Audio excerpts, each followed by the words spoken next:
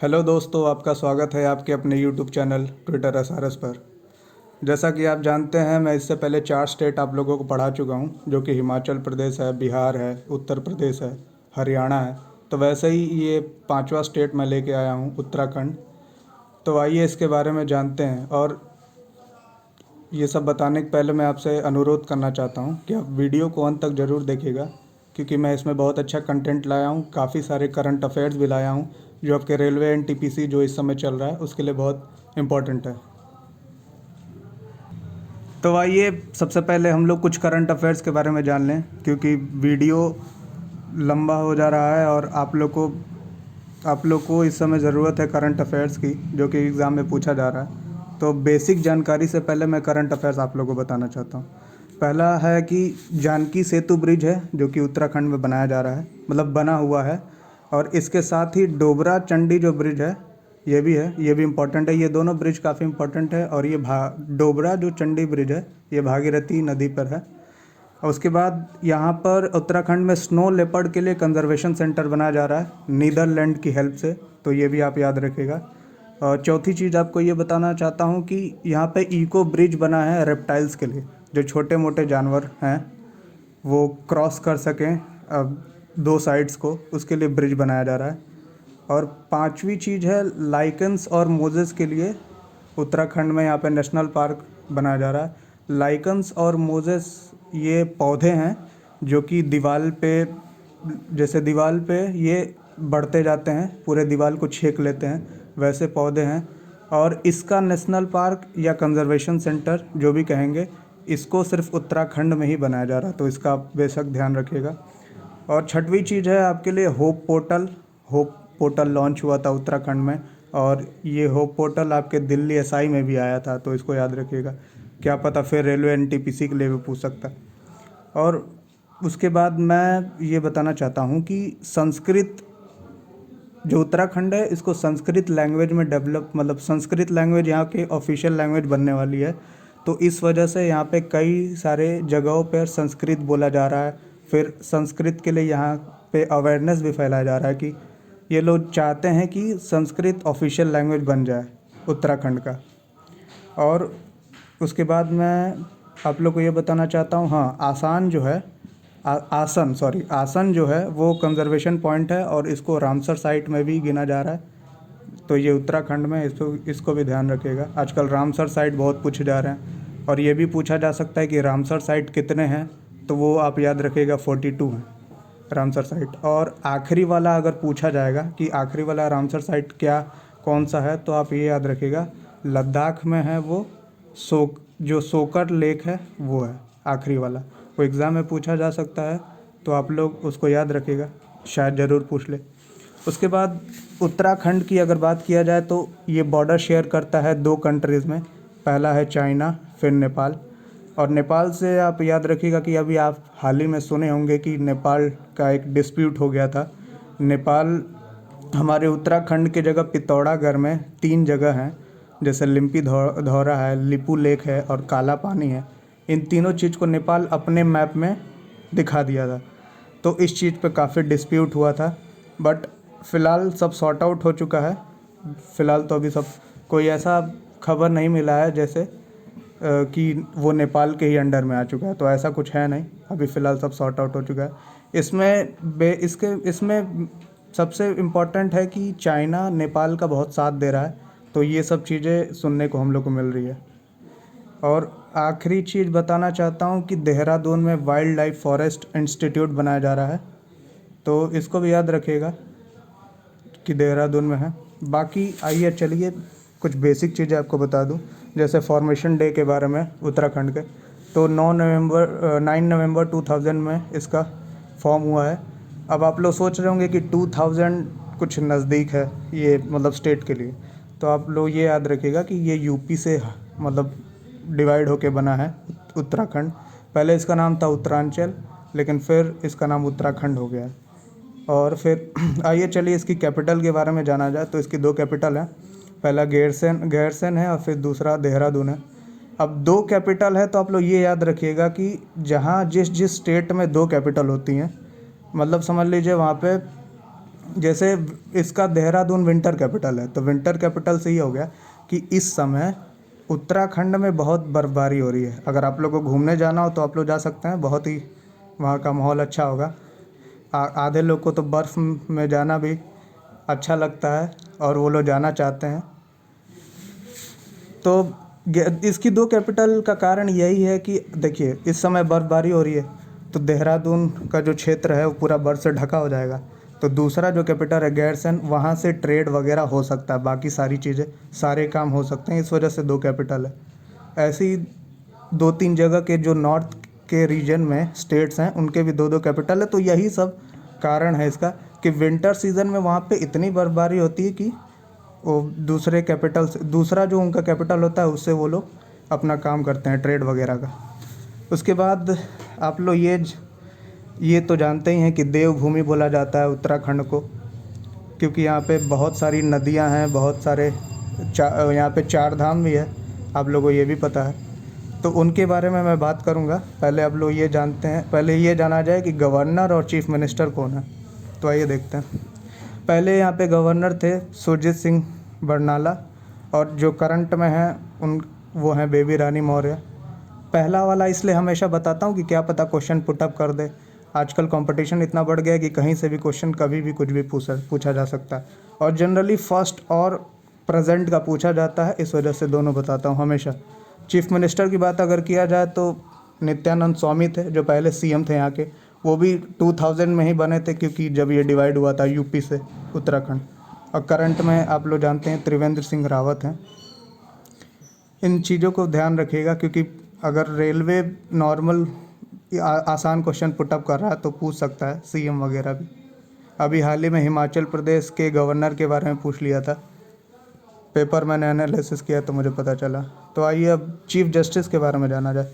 Chief justice यहाँ के पहले चीफ जस्टिस थे अशोक देसाई जी थे, और करंट वाले हैं रवि मलिमथ। हाँ तो दोस्तों, एरिया की अगर बात करूँ तो 5348 स्क्वायर किलोमीटर है, जो कि पूछा नहीं जाता है, बस एक नॉलेज के तौर पे मैंने आप लोगों को बता दिया है। और हाँ, ये मैं एक चीज़ बताना आप लोगों को भूल गया, यहाँ पे हाई कोर्ट के चीफ जस्टिस होते हैं, तो आप इसको ध्यान रखिएगा।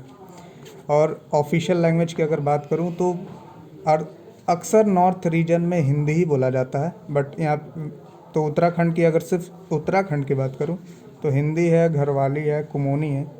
बट ये इतना इम्पोर्टेंट नहीं है। इम्पोर्टेंट मैं आपको अभी बताया था स्टार्टिंग के वीडियो के स्टार्टिंग में कि संस्कृत, ये लोग सोच रहे हैं कि संस्कृत को ऑफिशियल लैंग्वेज बना दें, तो संस्कृत पे यहाँ पे काम हो रहा है। बाकी हिंदी तो ऑलवेज़ बोला ही जाता है। तो दोस्तों यहाँ पे चलिए स्टेट एनिमल, बर्ड और फ्लावर और ट्री के बारे में बात कर लिया जाए। तो स्टेट एनिमल यहाँ पे मस्क डियर हो जाएगा यहाँ, और स्टेट बर्ड हिमालयन मोनल हो जाएगा। स्टेट फ्लावर यहाँ पे ब्रह्म कमाल हो जाएगा, और ट्री बुरंस है। ये सब इतना इम्पोर्टेंट नहीं है, बट आप याद रखिएगा, क्या पता पूछ ले। और वर्ल्ड हेरिटेज साइट की बात करूँ अगर उत्तराखंड की, तो सबसे इम्पोर्टेंट ये है वैली ऑफ फ्लावर। ये जो नेशनल पार्क है ये सबसे इम्पोर्टेंट है, और ये अक्सर पूछा जाता है। उत्तराखंड से अगर क्वेश्चन होता है तो अधिकतर ये होता है। फिर आइए चलिए डांस फॉर्म की बात करूं, तो डांस फॉर्म में यहाँ पे लंगवीर है, पांडव है, झोरा है, चोलिया है। झोरा और चोलिया ये दोनों बहुत इंपॉर्टेंट है, इसको ध्यान रखिएगा। नेशनल पार्क की अगर बात करूं तो जिम कॉर्बेट नेशनल पार्क। इसको आप ज़रूर याद रखिएगा, क्योंकि ये सबसे ओल्डेस्ट नेशनल पार्क है इंडिया का, और इसका दूसरा नाम हेली नेशनल पार्क भी है। तो इससे भी सवाल कभी कभी पुटअप हो जाता है कि जिम कॉर्बेट नेशनल पार्क का दूसरा नाम मतलब ओल्ड नेम क्या था, तो वो हेली है। बाकी अगर जिम कॉर्बेट नेशनल पार्क की अगर मैं बात करूं तो ये रामगंगा रिवर के किनारे है। और रामगंगा रिवर अगर आप पूछे तो रामगंगा रिवर कौन सी है, तो ये गंगा नदी की सहायक नदी है, और ये घरवाल डिस्ट्रिक्ट के पास में ये रामगंगा रिवर मिलेगी आपको। और अगर जिम कॉर्बेट की बात करूं और, तो ये प्रोजेक्ट टाइगर के अंतर्गत आता है। जिम कॉर्बेट नेशनल पार्क जो 1973 में मतलब स्टार्ट किया गया था, और इसी के अंदर ये वाइल्ड लाइफ प्रोटेक्शन एक्ट भी इसी 1 साल पहले इसके स्टार्ट हुआ था 1972 में। तो आप इसको भी याद रखिएगा, इसलिए ये इतना ज़्यादा इम्पोर्टेंट है। बाकी Nanda Devi national park, valley of flower national park जो कि मैं बता चुका हूँ, ये हेरिटेज साइट में से एक है। राजा जी नेशनल पार्क, ये भी पूछा जाता है। ये क्यों पूछा जाता है? क्योंकि यहाँ पे सबसे ज़्यादा टाइगर देखे जाएंगे, इस वजह से राजा जी नेशनल पार्क भी बहुत इंपॉर्टेंट है। बाकी गंगोत्री देख ही रहे हैं आप, गोविंद नेशनल पार्क भी देख रहे हैं। वाइल्ड लाइफ सेंचुरी की अगर बात करूँ तो वाइल्ड लाइफ सेंचुरी तो है यहाँ पे 4, बट वाइल्ड लाइफ सेंचुरी से क्वेश्चन नहीं पुटअप होता है, फिर भी आपको लोग को मैं बता देता हूँ। गोविंद है, केदारनाथ है, अस्कोट है, और भी एक है नंदौर। तो दोस्तों एक और क्वेश्चन पुटअप होता है यहाँ से हमेशा कि गंगा रिवर का ओरिजिन कहाँ हुआ था, और ये लगभग बहुत लोग, कुछ ही कम ही लोग को पता है, और जो अच्छे से तैयारी करते हैं उन्हीं लोग को पता है। सबको ये पता है कि हरिद्वार से निकलती हैं, बट हरिद्वार के पहले, इसके भी पहले कहाँ से ये ओरिजिन होती है उसको मैं बताने जा रहा हूँ। तो आप लोग जानते ही हैं कि उत्तराखंड में 5 प्रयाग है, उन सबों के नाम बता देता हूँ पहले। विष्णु प्रयाग, नंद प्रयाग, कर्ण प्रयाग, रुद्र प्रयाग और देव प्रयाग। तो ये जो देव प्रयाग है, ये जो जितने भी प्रयाग हैं इन सब को, ये सब क्या है, ये सब मुख्य नदियों के संगम से बनते हैं, तो अब इसको ध्यान रखिएगा। जो देव प्रयाग है, ये देव प्रयाग से 2 नदी निकलती है, पहले अलकनंदा और फिर भागीरथी। तो ये जो नदी है, ये नदियाँ आगे जाके जब मिलती हैं तो वहाँ पे आपका हरिद्वार मतलब वहाँ पे हरिद्वार बनता है, और हरिद्वार जो प्लेस है वहाँ से जो नदी निकलती है वो है असली, वो वही गंगा रिवर है, इसकी ओरिजिन यहीं से होती है। तो आप ये याद रखिएगा कि गंगा नदी के बारे में पूछ लिया जाए तो गंगा नदी किस 2 रिवर से वो मतलब मिलकर बनती है, तो वो है अलकनंदा और वो भागीरथी। आप इसको याद रखिएगा। और फिर गंगा नदी की सहायक नदी अगर बात करूं तो यमुना रिवर है। यमुना सेकंड लार्जेस्ट ट्रिब्यूटरी है गंगा नदी की। और अगर यमुना नदी की भी कोई ट्रिब्यूटरी पूछ लिया जाए तो वो है टॉन्स रिवर, जो कि उत्तराखंड में ही पाई जाती है, तो इसको याद रखिएगा आप लोग। बाकी यहाँ पे सरयू नदी भी यहीं से मतलब निकलती है, लगभग सारी नदियाँ यहीं से निकलती हैं, वो बस एक गंगा निकली है, उसी से सारी नदियाँ सहायक नदियाँ बन के हम लोग के सारे स्टेट में आई हुई हैं। अब सरयू रिवर के बारे में अगर बात करूँ तो सरयू रिवर आप लोग जानते हैं अयोध्या के पास में है ये। और ये सरयू रिवर मैं इसलिए आप लोग को बताना चाहता हूँ कि हाल ही में अयोध्या में न्यू क्रूज़ सिस्टम लॉन्च हुआ है। सरयू नदी के अंदर 16 किलोमीटर क्रूज़ से आप लोग को टूर करवाया जाएगा। तो ये क्वेश्चन पुटअप हो सकता है, इस वजह से मैंने सरयू रिवर आप लोग को बताया। बाकी आइए यहाँ पे डैम्स की अगर बात करूँ तो टिहरी डैम है। टिहरी डैम बहुत इम्पोर्टेंट है क्योंकि ये हाईएस्ट सबसे ऊंचाई पर है और ये भागीरथी नदी से है, तो टिहरी डैम याद रखिएगा। बाकी दूसरी है मनेरी डैम। डैम्स ज़्यादा नहीं पूछे जाते हैं, बट ये टिहरी डैम बहुत इम्पोर्टेंट है। बाकी आइए लेक्स के बारे में अगर बात करूं तो लेक्स हैं यहाँ पे भीमताल है, नैनी लेक है, मसूरी लेक है, रूपकुंड है। अब नैनीताल के बारे में अगर बात करूं तो नैनीताल का दूसरा नाम अगर पूछा जाता है तो आप लोग बता सकते हैं कि इसको डिस्ट्रिक्ट ऑफ लेक्स बोला जाता है, नैनीताल को। तो इसको याद रखिएगा, डिस्ट्रिक्ट ऑफ मतलब नैनीताल का दूसरा नाम अगर पूछ लिया तो डिस्ट्रिक्ट ऑफ लेक्स को मतलब आप लोग बता दीजिएगा। और फिर वाटरफॉल की बात करूं तो टाइगर फॉल है। अब टाइगर फॉल है तो इसका ये मतलब नहीं कि टाइगर गिरेंगे, बस इसका नाम है टाइगर फॉल है। और वसुंधरा फॉल है दूसरा, फिर कॉर्बेट फॉल है। वैसे वाटरफॉल से क्वेश्चन पूछा नहीं जाता, बट एज अ इंफॉर्मेशन को मैं बता दिया। फिर पावर प्लांट्स की अगर बात करूँ तो टिहरी डैम पे है पावर प्लांट, तो इसको याद रखिएगा। फिर दूसरा है गलगुई है, यहाँ से भी क्वेश्चन नहीं पूछा जाता, बट मैं बता दिया। बाकी ट्राइब्स की अगर बात करूँ तो यहाँ पे 3 ट्राइब्स देखने को मिलती है, मतलब और भी मिलती हैं बट इम्पॉर्टेंट में 3 है। पहला है राजी, फिर थरू है, फिर भूटिया। ये थरू जो है ये यूपी में भी मिलती है क्योंकि यूपी से ही कट के अगर उत्तराखंड बना है तो इस वजह से यूपी से ही कट के बना है, तो यहाँ पे भी ये वो थरू ट्राइब है।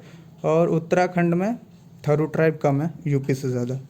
बाकी भूटिया की अगर बात करूँ तो भूटिया में हाल ही में सबसे बड़ा बटरफ्लाई यहाँ पे मिला था। अब बटरफ्लाई मिला था तो इस पे क्वेश्चन ये पुटअप हो सकता है कि उस बटरफ्लाई का नाम क्या था। तो उस बटरफ्लाई का नाम आप लोग बता दीजिएगा, गोल्डन विंग बर्ड। मतलब सबसे बड़ा बटरफ्लाई यहाँ पे मिला था। बाकी आर्ट फॉर्म्स अगर देखिए ट्राइब है तो उन सबों के आर्ट फॉर्म भी होंगे, वो लोग अपने आर्ट और मतलब कुछ आर्ट्स वो लोग बनाते रहते हैं और उस पर भी क्वेश्चन पुटअप होता है।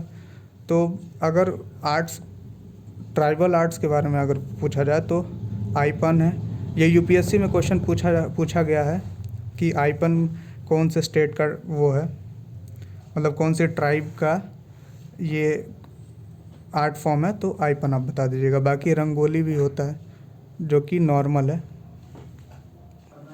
आइए चलते हैं एयरपोर्ट के बारे में जानते हैं। तो यहाँ पे जॉली एयरपोर्ट है जो कि देहरादून में स्थित है और ये उड़ान योजना के अंतर्गत है, तो आप इसको ध्यान रखिएगा कि कौन सा एयरपोर्ट उड़ान योजना के अंतर्गत है। उड़ान योजना क्या है? तो उड़ान योजना ये मुख्य रूप से ये एयरपोर्ट को बनाते हैं। एयरपोर्ट का मेंटेनेंस के लिए उड़ान योजना भारत सरकार द्वारा बनाया गया, तो उसके अंदर जॉली एयरपोर्ट आता है। जॉली ग्रांट एयरपोर्ट है इसका पूरा नाम। बाकी स्टेडियम की अगर बात करूँ तो यहाँ पे Rajiv Gandhi international cricket stadium है, देहरादून में बना हुआ है। और राजीव गांधी से आप कंफ्यूज मत होइएगा क्योंकि ये एयरपोर्ट भी है जो कि हैदराबाद में बना हुआ है। तो ये स्टेडियम पूछेगा अगर राजीव गांधी, तो आप उत्तराखंड ही मार्क करिएगा। बाकी मॉन्यूमेंट्स में अगर पूछा जाए तो बद्रीनाथ है। बद्रीनाथ इसलिए है कि ये इतने ऊंचाई पर है कि जब बर्फ़बारी ज़्यादा हो जाती है या फिर बारिश ज़्यादा हो जाती है तो यहाँ पर लैंडस्लाइड होता है, अक्सर देखने को मिलता है लैंडस्लाइड वगैरह। फिर बाढ़ भी आ जाता है कई बार। एक मूवी भी आई थी हाल ही में सुशांत सिंह राजपूत की, तो वो भी इसी बद्रीनाथ पे थी। तो आप अगर आप लोग उसको देखे होंगे तो शायद आप लोगों को पता होगा। बाकी फेस्टिवल की अगर बात करूँ तो ये जो फूल देई फेस्टिवल है ये सबसे इम्पोर्टेंट है। ये सबसे इम्पोर्टेंट है, ये हमेशा पूछा जाता है, ये फेवरेट है रेलवे का, कई बार पूछा गया है। बाकी वसंत पंचमी है जो कि हर जगह मनाया जाता है नॉर्थ रीजन में। मकर संक्रांति भी है। मकर संक्रांति तो आप जानते ही होंगे, उस सब मकर संक्रांति के त्यौहार में खिचड़ी वगैरह भी बनता है।